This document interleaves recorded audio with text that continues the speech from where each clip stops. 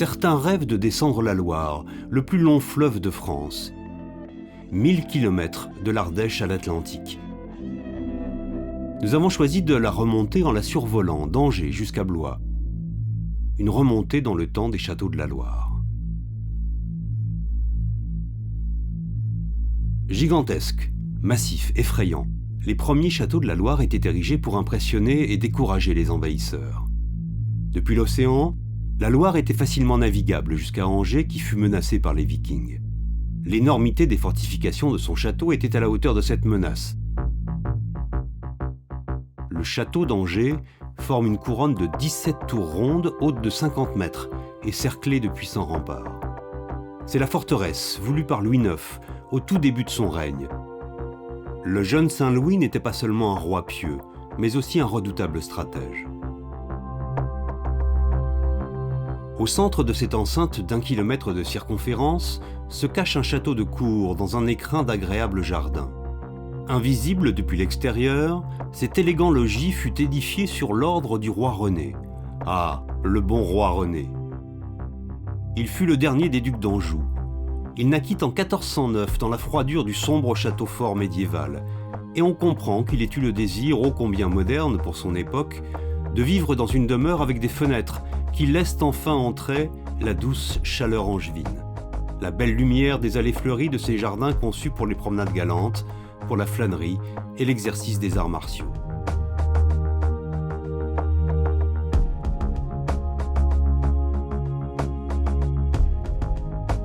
Gourmand de territoire, le roi René n'était pas que duc d'Anjou. Il était aussi roi de Naples, roi de Sicile, roi de Jérusalem, comte de Provence, duc de Lorraine. Un homme très ouvert sur le monde entier. Le roi René avait une ménagerie au château d'Angers et des fauves qui gambadaient dans les fossés secs. C'était un personnage emblématique de cette fin du Moyen-Âge, un grand prince, un grand mécène, érudit, auteur de romans. Aujourd'hui, ce château, devenu démocratique, appartient aux monuments nationaux qu'il ouvre gratuitement au peuple angevin. Le cadeau de la royauté à la République, c'est l'entretien du château. Un cadeau qui coûte cher car le rajeunissement des tours nécessite une restauration longue et complexe, effectuée par des compagnons affûtés, formés à des techniques pointues. Le défi de tels travaux est en effet d'assurer une bonne étanchéité des chemins de ronde et des tourelles, car les toitures des donjons ont été arasées sur ordre d'Henri III lors des guerres de religion. Les matériaux modernes habilement camouflés sous le pavage traditionnel n'apparaîtront jamais. Sur le flanc des deux tours de l'angle sud, le chef de chantier, Manu Taffu, et son équipe ont remplacé 190 000 pierres. Pendant 2 années, hiver comme été, ils ont parcouru les échafaudages pour polir les pierres neuves, puis les vieillir à la main, afin qu'au final, elles présentent toutes la même patine naturelle. Les échafaudages retirés, le résultat est parfait.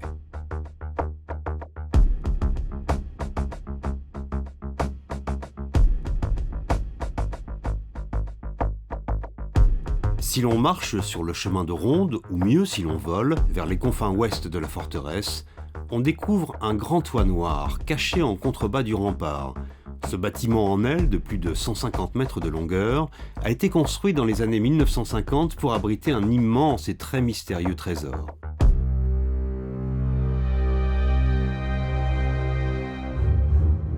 Ici, dans la pénombre et la fraîcheur, a été tendue la plus longue tapisserie médiévale du monde. Elle porte un nom que l'on ose à peine prononcer, la tenture de l'Apocalypse. Tissée au XIVe siècle, sur 6 mètres de haut et 140 mètres de longueur, les scènes de la tapisserie illustrent les visions de l'apôtre Saint Jean. Le divin affronte le démoniaque. Des drames d'hier ne sont pas sans rappeler les naufrages d'aujourd'hui.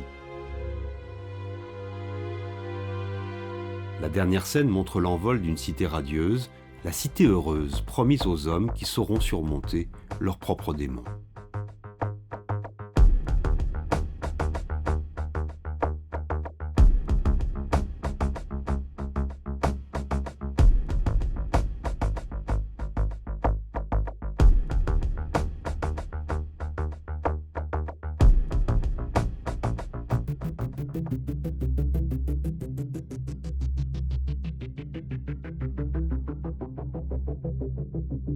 Jadis, entre Angers et Saumur, les saumons remontaient le cours de la Loire. Des pêcheries nombreuses barricadaient le fleuve de leurs longs filets. Hélas, les nobles saumons ont tous été pêchés, mais l'espèce est enfin protégée. Les embarcations ne servent qu'à la plaisance. On les appelle les tout-cabanés, les gabarres, les futreaux, les périssoirs, les péniches de Loire. Ces embarcations sont toutes à fond plat pour ne pas s'ensabler. Certaines remontaient le sel breton vers Orléans puis Paris. Elles servaient aussi à transporter les bois de charpente et la pierre de tuffeau pour la construction des châteaux. Quelques charpentiers de marine passionnés les construisent encore pour le bonheur des amateurs de croisière. La Loire fut le fleuve de France le plus utilisé et la ville de Saumur était un port actif protégé par la haute stature de son donjon.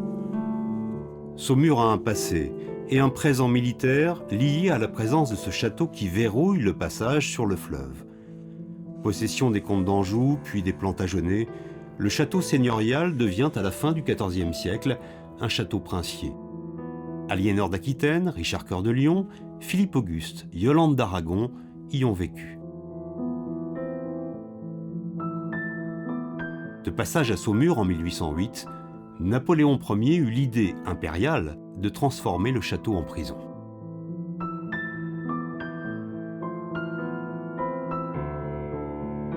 Au début du XXe siècle, la municipalité rachète le château à l'État et elle y installe un musée des arts décoratifs dans les anciens appartements des ducs d'Anjou. Estelle y met en scène pour les visiteurs quelques-uns des 30 000 objets de collection. Vaisselle, faïence, porcelaine, sculptures polychromes, tapisseries, chinoiseries, beaucoup de chinoiseries.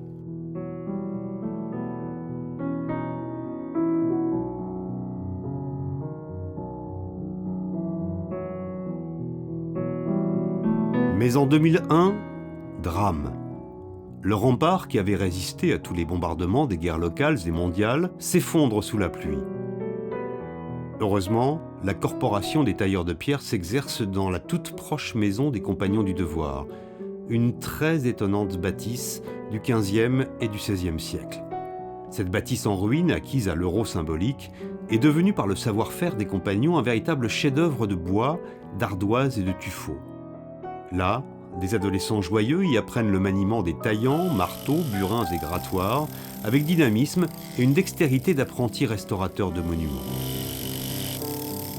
Ces élèves, qui partiront bientôt pour le Tour de France du compagnonnage, diffuseront un peu partout leur connaissance de Saumur et des techniques apprises dans la proximité du château.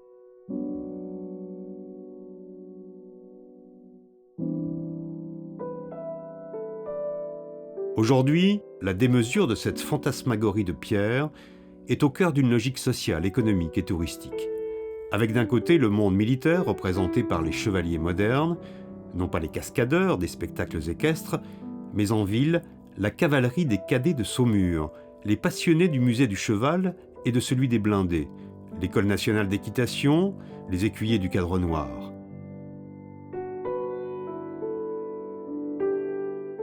Avec de l'autre côté la vie civile, légère et gaie, avec ses touristes, ses jeux, ses vignerons, ses confréries du vin, ces grandes maisons de pétillants saumurois où l'on célèbre le galop des bulles et l'envol de Bacchus sur le dos de Pégase.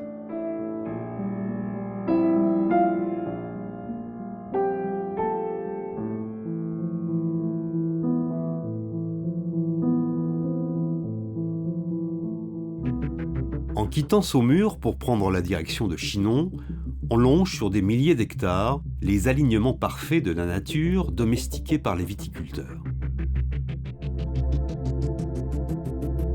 Ce pays de vignes infinies ne pouvait qu'attirer l'auteur d'un grand dictionnaire de cuisine, Alexandre Dumas, qui planta ici même le décor de son roman La Dame de Montsoreau, roman des amants tourmentés et caricature des perversions de l'aristocratie. Le château de Montsoreau surveille la confluence de la Vienne et de la Loire. Ses premiers propriétaires avaient déjà eu l'outrecuidance d'installer un péage sur le fleuve. Encore un bon prétexte pour taxer les chalands.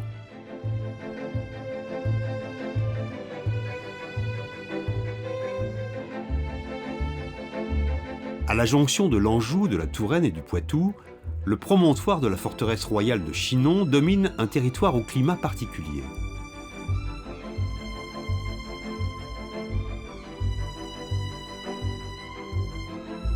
Le rempart de presque 500 mètres de longueur protège la ville des vents mauvais. La tour de l'horloge, dont la cloche Marie-Javel sonne chaque heure depuis 1399, rassure et garde vaillamment les coteaux de Cabernet Franc qui rempliront les dives bouteilles si chères à François Rabelais. Au milieu du rempart, le logis royal témoigne de la première rencontre de Charles VII et de Jeanne d'Arc.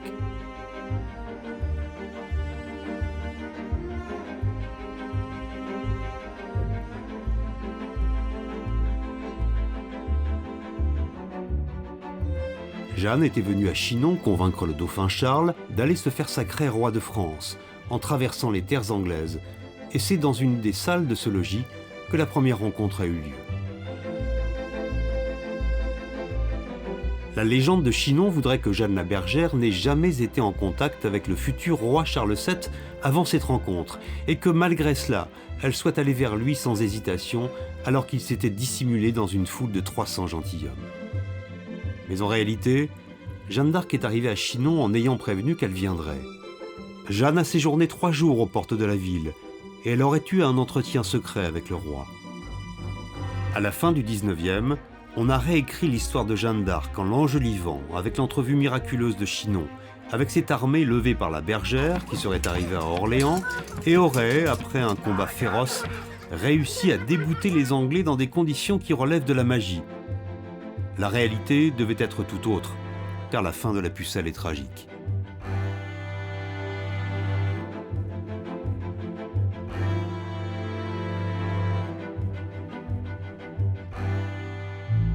Le vol du destin a rattrapé bien d'autres occupants de ces tours austères.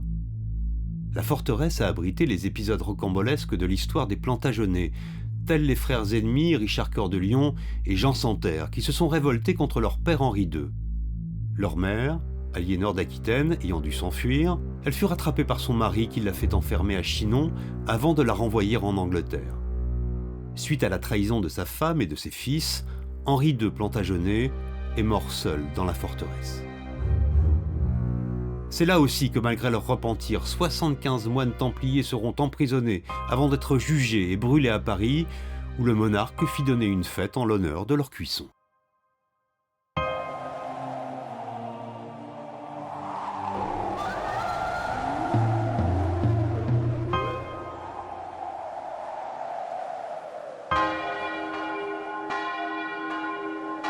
Autre temps, autre mœurs, dans la forteresse restaurée par le Conseil général d'Indre-et-Loire, la grande fête de la République illumine de ses feux d'artifice le soir du 14 juillet.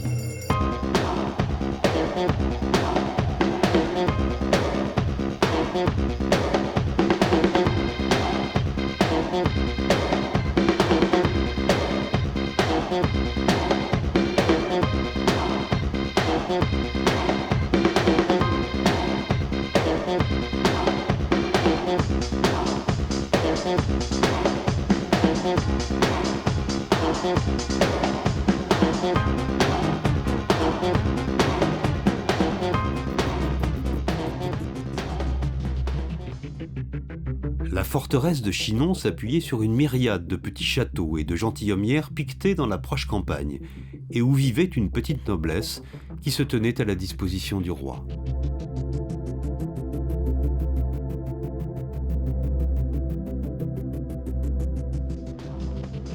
Mais suivons de tout près notre Pucelle. C'est à quelques encablures de Chinon, au château du Rivaux, que Jeanne d'Arc forme sa troupe, sous la houlette de Gilles de Rais, l'inquiétante et sanguinaire chevalier noir. Les écuries royales du Rivaux fourbissent leurs armes et harnachent leurs chevaux. L'habileté des chevaliers de Jeanne aux joutes et au combat sera déterminante pour affronter les Anglais aux portes d'Orléans.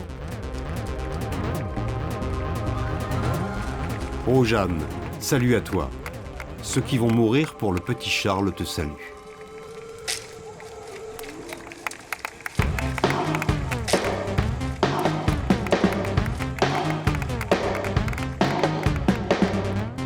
Le 20 avril 1429, à l'heure des matines, Jeanne la Pucelle quitte, enceinte, les écuries du Rivaux pour accomplir son flamboyant martyre.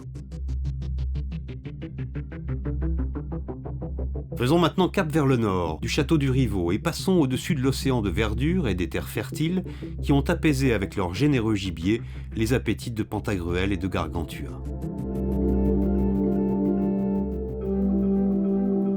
Il faut à nouveau élever son esprit pour atteindre le légendaire château d'Ussé, demeure qui, comme nul autre, provoque le ciel avec ses hérissements de pierre et de charpente, sa féerie de tours en poivrière, de cheminées et de donjons. Il a été rénové au XVe siècle avec la dot d'Agnès Sorel, la fille naturelle de Charles VII. Plus tard, au XVIIe siècle, ce château inspirera à Charles Perrault le fameux conte de la Belle au bois dormant.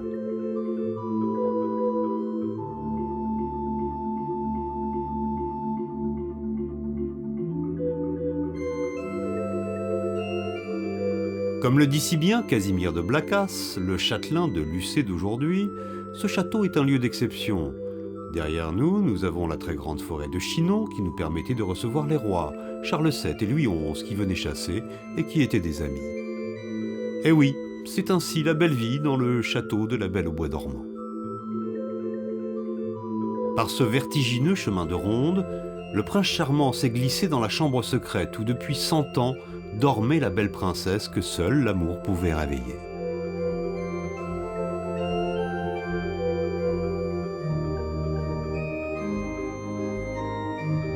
L'épilogue, c'est qu'ils ont été heureux et qu'ils ont eu beaucoup d'enfants. N'en déplaise à la marâtre, qui en crève, rouge de honte.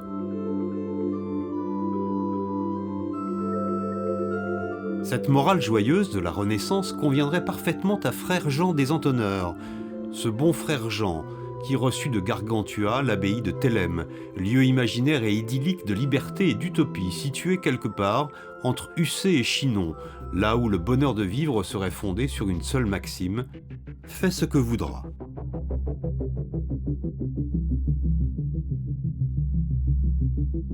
Pour passer du château d'Ussé à celui de Villandry, on se contente de suivre les rives de l'Indre.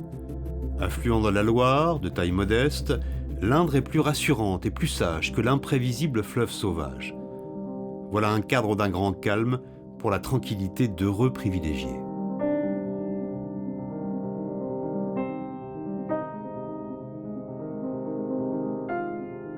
Ce qu'a voulu le propriétaire de cette autre demeure de famille, c'est une cohabitation harmonieuse entre la pierre et le végétal. Cette cohérence parfaite des jardins à la française du château de Villandry fait le bonheur des 350 000 visiteurs annuels et aussi l'admiration des artistes, peintres et photographes, chercheurs ou sportifs qui sont accueillis par Henri Carvalho, un propriétaire chaleureux et ouvert, un passionné tout à la fois gestionnaire, botaniste, écologiste et historien de son magnifique lieu de vie. À l'origine, ce château est l'œuvre d'un certain Jean le Breton, qui était l'imposant surintendant aux finances de François Ier. Sur les fondations du château du Moyen-Âge, et avec l'argent de sa probante charge ministérielle, le surintendant a construit ce très beau château Renaissance que ses paysans et ses vassaux pouvaient admirer de loin, depuis la campagne.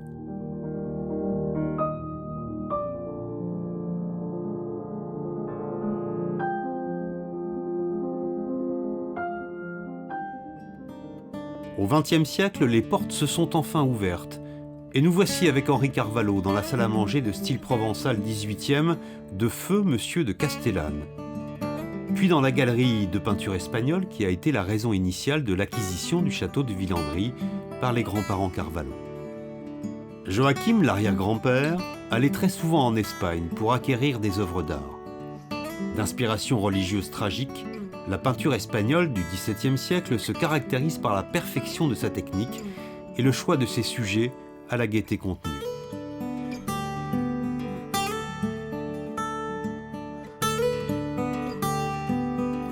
Un jour, de vente aux enchères, Joachim a trouvé dans les rues de Tolède ce plafond mauresque composé de 3000 petits morceaux de cèdre agencés dans le style mudéjar par les artisans arabes restés en Espagne après la reconquête chrétienne. De février à mars, les jardiniers produisent en serre 80 000 plants de fleurs et de légumes pour le potager et les cultures d'été. Au printemps, 24 000 salades de 8 espèces différentes sont plantées en jouant avec les formes et les couleurs. La romaine, la batavia, la feuille de chêne, la dolorosa frisée rouge. Ces salades bio seront associées à des choux bio.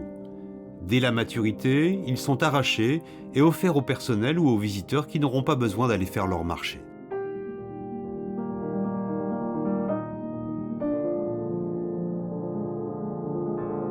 Les buis en taupière sont taillés par des sculpteurs et 180 000 plantes nouvelles sont installées chaque année afin de renouveler la couleur des parterres et de varier les dessins qui symbolisent au rythme des saisons les grands sentiments de nos existences ou les forces rayonnantes du cosmos. Le jardin des croix, le jardin du soleil, le jardin des arômes, le jardin des simples, le labyrinthe, le jardin du cloître, le miroir d'eau.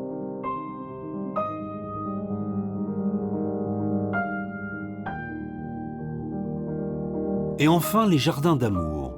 Ah, l'amour. C'est celui des jardiniers pour la nature qu'ils respectent avec des méthodes de culture biologique sans traitement chimique destructeur. C'est l'amour des coccinelles pour les coccinelles et des coccinelles pour les pucerons. L'amour libellule, la passion dévorante du prédateur pour sa proie. C'est aussi l'amour du peintre pour ses sujets, qui sont justement les 4 jardins qui reprennent les 4 thèmes de l'amour. L'amour tendre, avec ses cœurs bien formés, toujours fleuris en rose. L'amour-passion, des cœurs déformés qui semblent tournoyer comme une valse de vertige. L'amour-volage, avec ses éventails et ses ailes de papillon qui symbolisent l'infidélité. Et enfin l'amour tragique, avec ses lames de poignard fleuries en rouge, couleur sang.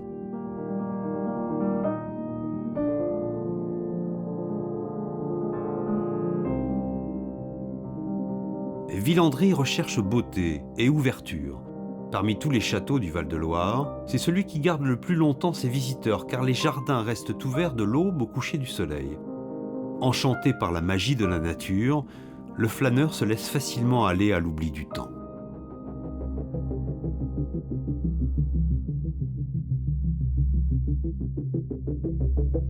En un petit tire-d'aile, on vole de Villandry à Azay-le-Rideau.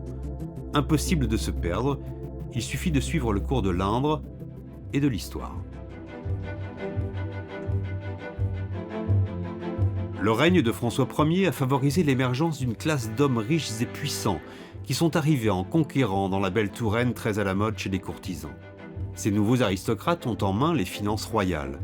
Issus de la bourgeoisie mais fraîchement anoblis, nombre de petits marquis affirment leur rang tout neuf en construisant des châteaux à la manière du monarque.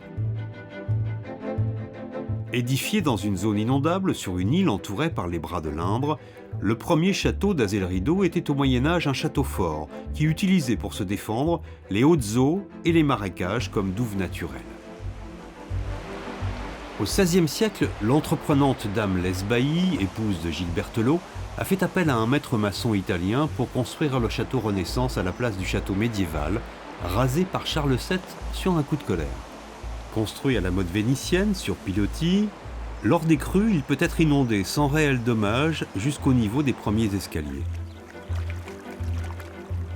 Ne croyez pas que les jardiniers du château cultivent les nénuphars ni les algues, ils en débarrassent les miroirs d'eau pour que le château s'y reflète à la perfection sur les photos. C'est une tâche annuelle, de juin à septembre, qui est renouvelée toutes les semaines car le développement des plantes aquatiques est continuel. Les touristes sont souvent surpris de voir tant d'efforts déployés pour préserver l'esthétique du lieu et le confort de leur regard.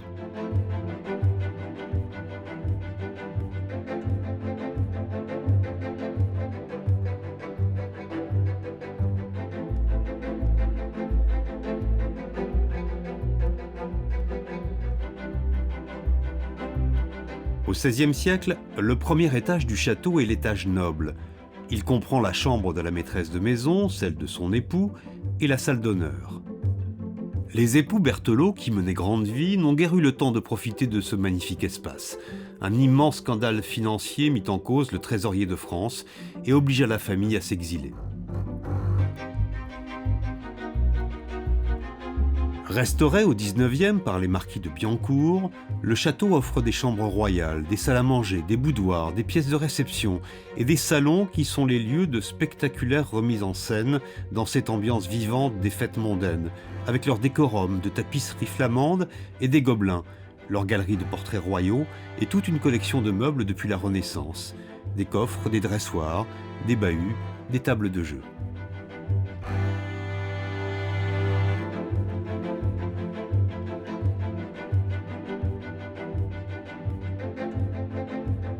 Racheté par l'État en 1905, le château d'Azay-le-Rideau est situé aux confins d'un village coquet et vivant.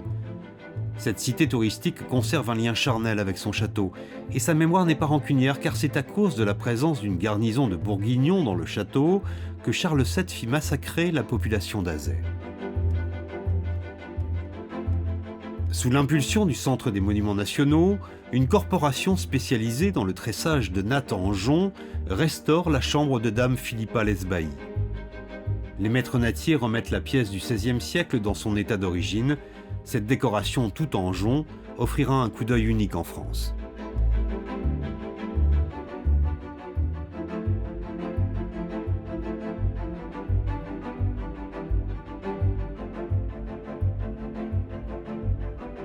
Ce château d'Azay est souvent comparé à un joyau en raison probablement de ses dimensions intimes et de sa touchante élégance. Même Honoré de Balzac s'est laissé saisir par cette évidence. Gravissant une crête, j'admirais le château d'Azay, diamant taillé à facettes serties par l'Indre, monté sur des pilotis, masqué de fleurs.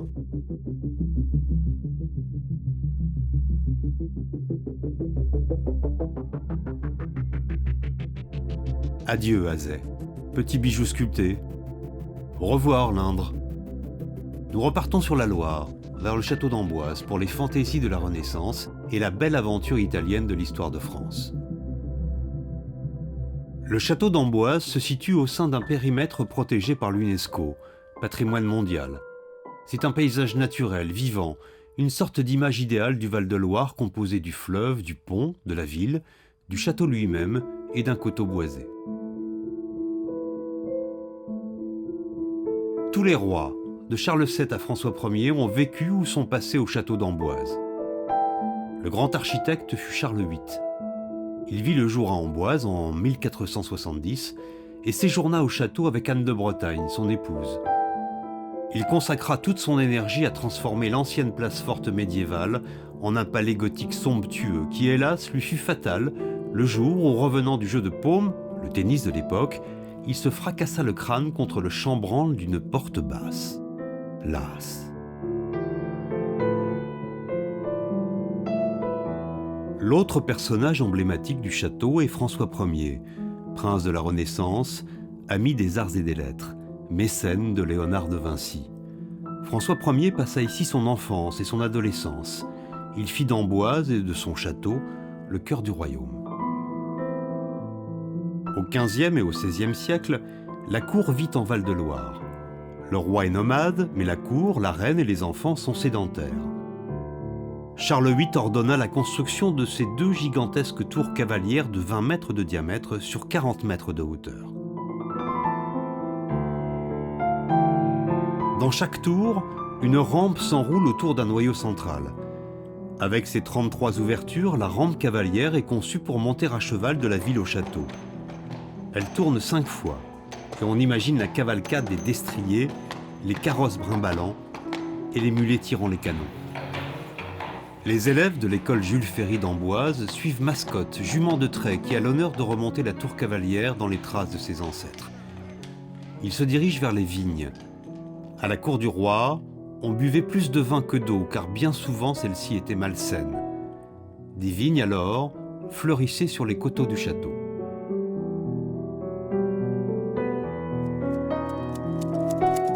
Le parc paysager ressemble aujourd'hui à un jardin d'Orient. 1200 boules de buis y sont taillées à la cisaille à main par les jardiniers.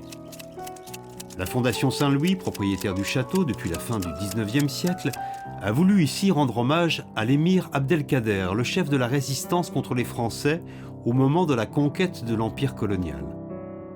L'émir Abdelkader fut retenu à Amboise de 1848 à 1852. Dans ce jardin de mémoire, aménagé par l'artiste algérien Rachid Koretchi, reposent les 25 membres de la suite d'Abdelkader, décédés pendant leur captivité au château. Un lieu de réconciliation et de pèlerinage en l'honneur du sage soufi.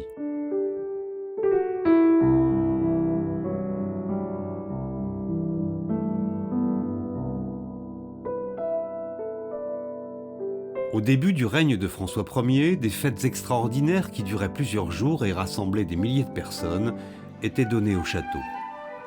La vie de la cour, où les plus hauts personnages usaient des laquais, était en perpétuelle agitation. Mariage, baptême, diplomatie, tout était sujet à des festivités et démonstrations de pouvoir. Des banquets, des bals et des tournois étaient organisés sous les feux de 1000 torches. Le but était d'y voir aussi clair la nuit que le jour. Costumés en seigneurs ou en paysans, les 500 bénévoles de l'association Renaissance d'Amboise offrent chaque année d'éblouissantes soirées aux chandelles. Musique, danses et lumières virevoltent dans la nuit.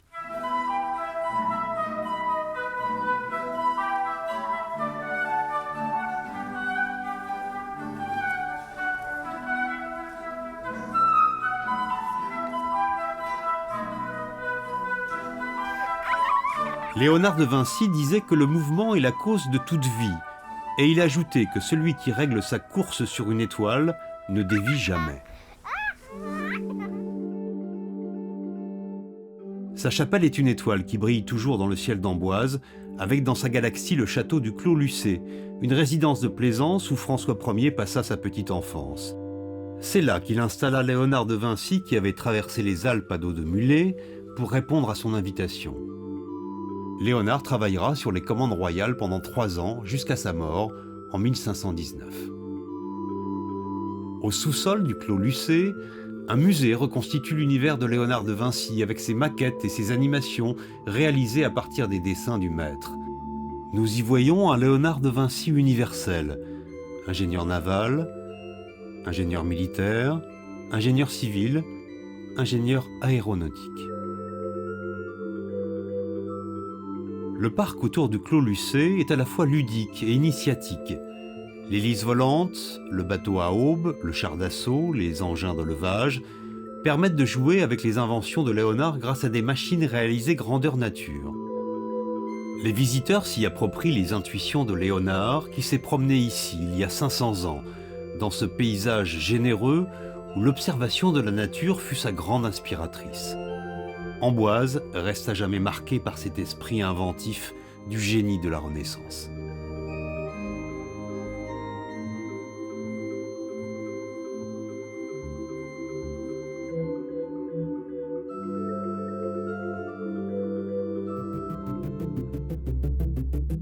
Étonnant.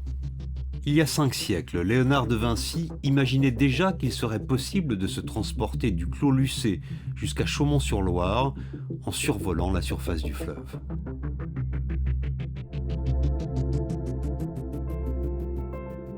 Chaumont-sur-Loire est une pièce maîtresse sur l'échiquier des femmes de pouvoir. La reine Catherine de Médicis acquiert le château de Chaumont en 1550. Le domaine est alors très rentable puisqu'il y a un péage instauré sur la Loire et autour, de nombreuses terres agricoles très productives donnent de bons impôts. La reine utilise Chaumont-sur-Loire comme pavillon de chasse amélioré ou encore pour faire étape entre les châteaux d'Amboise et de Blois. Après la mort du roi Henri II, la reine, veuve et rancunière, donne le château de Chaumont à sa rivale Diane de Poitiers, obligeant ainsi l'ex-favorite à lui restituer Chenonceau, son château préféré.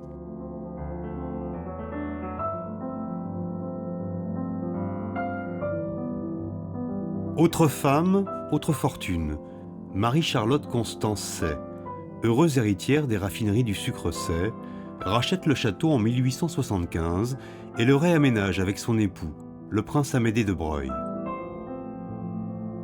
En parcourant les pièces du château, on se rend compte que la Renaissance a apporté la finesse des ornements italiens, alors que le XIXe siècle a inventé un décor plus ostentatoire, qui transforme les intérieurs en demeures cossues destinées aux festivités clinquantes. Marie-Charlotte, devenue princesse de Breuil, accueillait à sa table entre 30 et 40 personnes, invitant chaque soir une altesse royale, le roi d'Espagne, le roi du Portugal, le shah de Perse, le maharaja de Kapurthala ont franchi le pont-levis résidentiel accompagnés de leur suite aristocratique et de leurs porteurs de présents.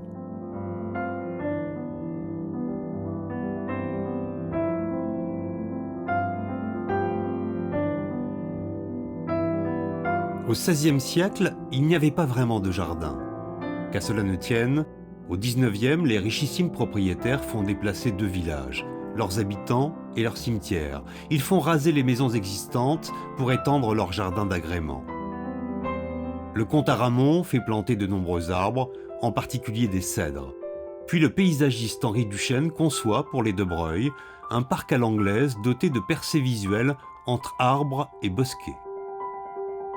Aujourd'hui étendu à 32 hectares, le domaine est connu dans le monde entier par la grâce du Festival des Jardins, un projet artistique soutenu par la région Centre. Ce festival international offre un panorama de la création paysagère et présente aussi des œuvres d'art liées à la nature. Le survol donne l'occasion d'observer à Chaumont-sur-Loire une trentaine de jardins sélectionnés parmi 300 projets venus de tous les horizons. Depuis 20 ans, cette manifestation est le rendez-vous des jardiniers paysagistes. Les équipes s'y succèdent dès le début du printemps, afin de piqueter leurs espaces respectifs dans l'esprit du thème annuel proposé. Semaine après semaine, les jardins éphémères évoluent pour atteindre leur pic de splendeur au mois de mai. Leurs noms sont empreints de poésie. Au premier matin de Klaus Pinte, la forêt d'Eva Jospin,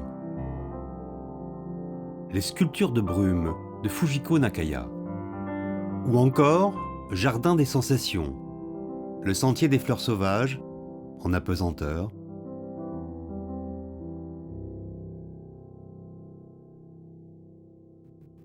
Le concept de ces nouveaux espaces de rêverie et de plaisir plaît au public et en 5 ans, la fréquentation a doublé, passant de 200 000 à 400 000 visiteurs. Un vrai succès populaire pour l'équipe de 50 salariés du château de Chaumont-sur-Loire.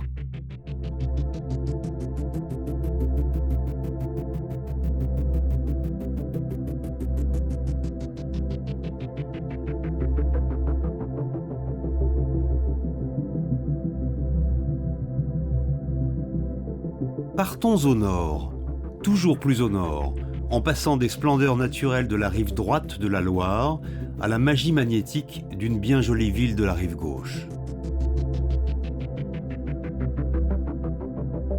Blois, chef-lieu du Loir-et-Cher. Ce titre moderne semble un lot de consolation au regard de la gloire passée, car à la Renaissance, la ville de Blois fut la capitale du royaume de France. En survolant la ville et son histoire, on comprend pourquoi.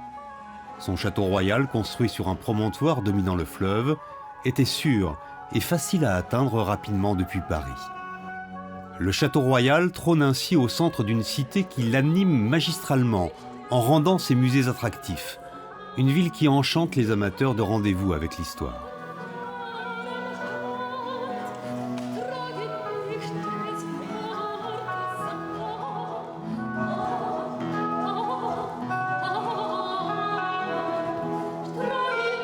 Aujourd'hui, chaque citoyen de Blois peut se vanter d'être l'un des propriétaires du château.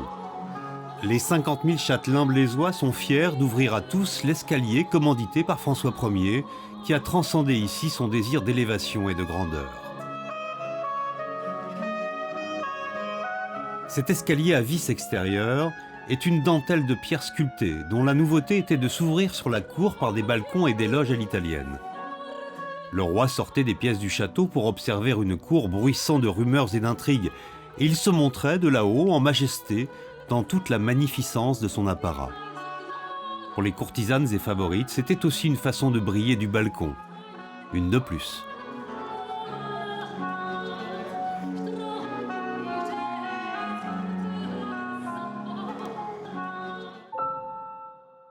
Aux étages se trouve le musée des Beaux-Arts, avec les appartements d'Henri III. La chambre du roi reste la pièce la plus célèbre du château. C'est là que le duc de Guise a été assassiné sur commande du roi en 1588. Un tableau de Ruth montre Henri III venant vérifier que son ennemi est bien mort. « Oh mon Dieu, dit-il, il est encore plus grand mort que vivant. » Un serviteur zélé lui tend alors un billet accusant le duc de complot, une pièce à conviction qui prouve que la justice royale est infaillible.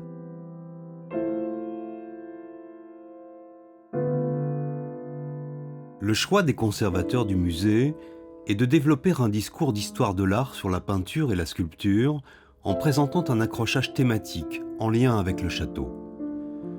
Notamment par la mise en scène des personnages qui ont compté dans l'histoire de France, avec entre autres de très beaux tableaux peints au XIXe siècle, comme celui de l'artiste Marie-Philippe Coupin de la Couperie, qui représente Valentine de Milan au pied du tombeau de son époux Louis d'Orléans, propriétaire de Blois, au tournant des années 1400.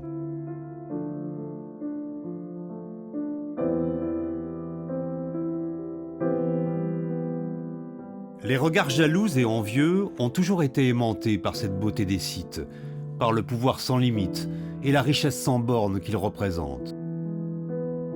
Le château regorge de statues et de sculptures qui sont des symboles de la couronne et des avertissements pour décourager les proches comploteurs et les ennemis lointains.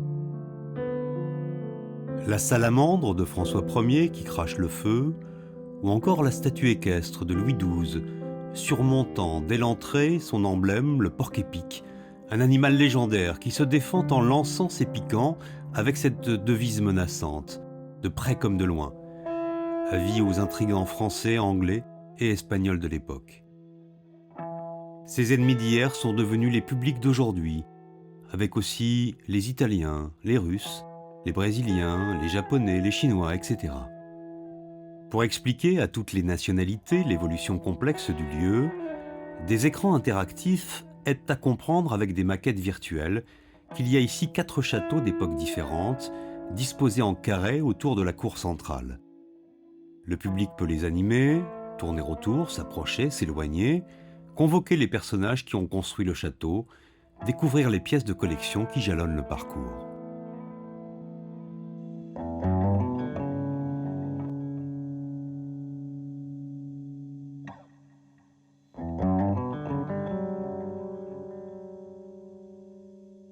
Face au château, la municipalité de Blois a mis en œuvre une idée originale de développement touristique.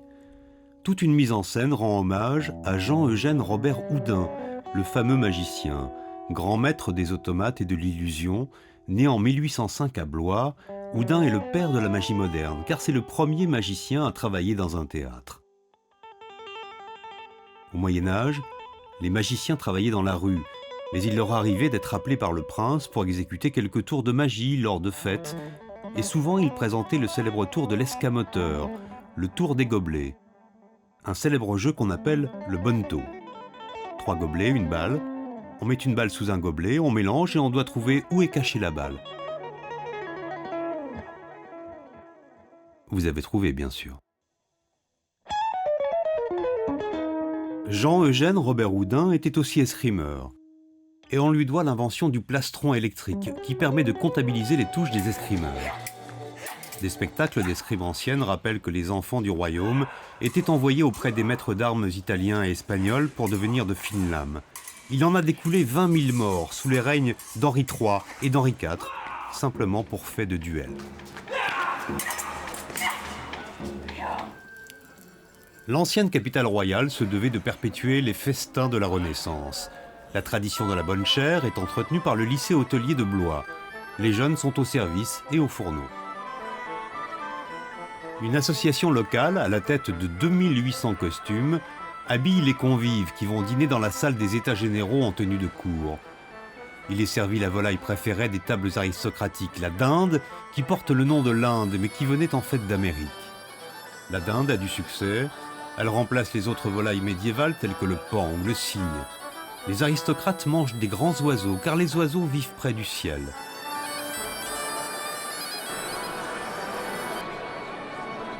Suivant la hiérarchie des aliments de l'époque, lorsqu'on est haut dans la société, on mange les animaux qui sont près du ciel.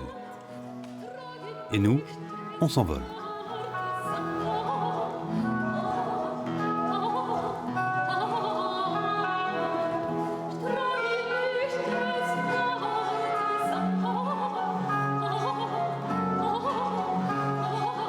Celui qui quitterait la ville de Blois sans but serait condamné à mourir de nostalgie. Il faut partir pour une aventure moderne, une vraie aventure, comme celle du petit homme qui plaît tant aux enfants de 7 à 77 ans. C'est vers lui que nous allons, vers le secret de la licorne, vers Tintin et son chien, et surtout vers le capitaine Haddock et son château. Rappelez-vous du style de son château.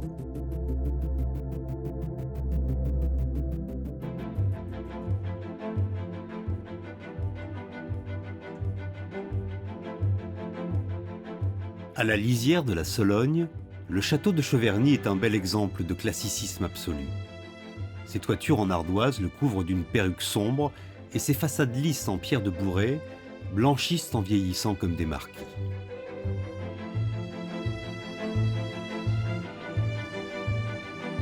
Le parc, de belle taille, défie le randonneur du dimanche. L'esthétique sans fioritures, les lignes pures et régulières, la symétrie obsessionnelle de l'ensemble, toute cette sobriété des extérieurs est démentie par des intérieurs qui témoignent d'un art de vivre à la française, qui ne redoute ni le luxe, ni la surcharge des motifs et des dorures. L'ensemble paraît avoir été conçu en l'honneur d'une monarchie de songe. Pourtant, jamais monarque ne vint occuper la chambre du roi.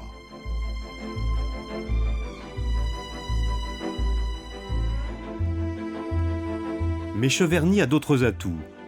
Il raconte la belle histoire d'une dynastie familiale qui a la réputation de l'avoir magnifiquement meublée et entretenue depuis son achèvement, en 1635.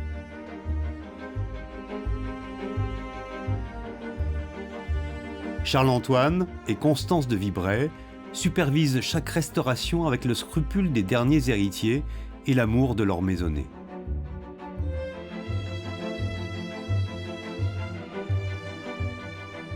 Grand lecteur de dépliants touristiques, le dessinateur Hergé, en quête d'une demeure crédible pour le capitaine Haddock, est probablement tombé en extase devant l'architecture de Cheverny.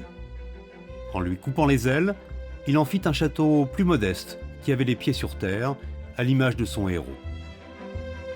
Dès 1943, dans le secret de la licorne, le château de Moulinsart-Cheverny devient le port d'attache du capitaine, de Tintin et Milou, du professeur Tournesol et de Nestor, l'indéfectible majordome. En 2001, Charles-Antoine de Vibray, tintinophile accompli, ouvre une exposition permanente qui livre les secrets de Moulinsart. Elle sera suivie de nombreuses animations et expositions temporaires pilotées par la Fondation Hergé et mises en œuvre par la Société Moulinsart. Ce partenariat attire la bagatelle de 350 000 visiteurs par an. Comme quoi, ça vaut la peine d'éditer des dépliants.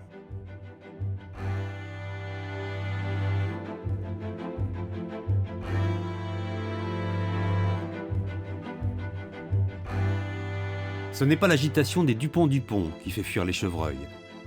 Ils fuient la ronde grognante de la meute qui menace leur tranquillité et celle de la forêt. Amsterdam, Archimède. Amsterdam. Archimède.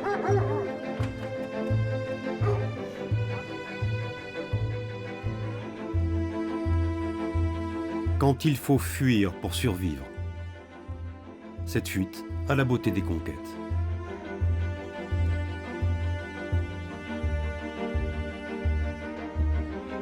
Fort heureusement, l'histoire se poursuit et la conquête de l'horizon nous rapportera d'autres ciels.